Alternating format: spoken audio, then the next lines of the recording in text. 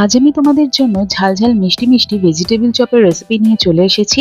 তো সবার প্রথমে কড়াইতে নিয়ে নিচ্ছি সর্ষের তেল, তারপরে তাতে দিয়ে দিচ্ছি ফোড়নের জন্য 5 ফোড়ন, অল্প একটু হিং আর একটা শুকনো লঙ্কাকে এরকম কুচিয়ে দিয়ে কয়েক সেকেন্ডের জন্য ভেজে নিচ্ছি।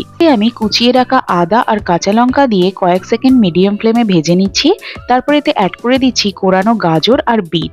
গাজর হাই ফ্লেমে 3-4 মিনিটের জন্য ভেজে নিয়ে তারপরে এতে অ্যাড করে দিচ্ছি স্বাদ মতো নুন, 2 চা চামচের মতো চিনি, 1 চা চামচ লঙ্কা গুঁড়ো, হাফ চা চামচ হলুদ গুঁড়ো, 1 চা চামচ ধনে গুঁড়ো আর 1 চা চামচ জিরে ভাজার গুঁড়ো। আর অ্যাড করছি কোচানো নারকেল। তারপরে সবকিছু খুব ভালোভাবে মিক্স করে নিয়ে মিডিয়াম টু লো ফ্লেমে ঢাকা দিয়ে 7-8 মিনিটের জন্য রান্না করে নেব।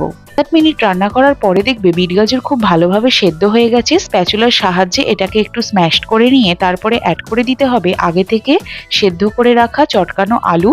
তারপরে সবকিছু খুব ভালোভাবে মিক্স করে নিতে হবে। এবার এতে আমি অ্যাড করে দিচ্ছি ড্রাই রোস্ট করা কসুরি মেথি, বাদাম ভাজা আর ধনেপাতা কুচি। তারপরে সবকিছু খুব ভালোভাবে মিক্স করে নিলেই আমাদের ভেজিটেবিল চপের পুর একেবারে রেডি হয়ে যাবে। পর ময়দাতে স্বাদ মতো নুন অ্যাড করে অল্প অল্প জল দিয়ে একটা ময়দার ঘোল তৈরি করে নিচ্ছি। চপের পুরটা এতক্ষণে ঠান্ডা হয়ে গেছে, তাই অল্প অল্প পোর্শন নিয়ে ভেজিটেবিল চপের শেপ দিয়ে নিচ্ছি। তারপরে প্যানকোতে দিয়ে ওই ময়দার ঘোলের মধ্যে ডুবিয়ে আবার একটা প্যানকোর লেয়ার দিয়ে দিচ্ছি। এইভাবে সমস্ত ভেজিটেবিল চপগুলোকে আমি রেডি করে নিচ্ছি।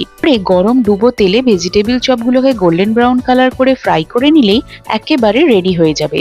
তারপরে এই ভেজিটেবিল চপগুলো ওপর থেকে বিট নুন ছড়িয়ে স্যালাড, কাসুন্দি আর টমেটো কেচাপের সাথে গরম গরম সার্ভ করে নিলেই সন্ধেটা হয়ে যাবে জমে ক্ষীর।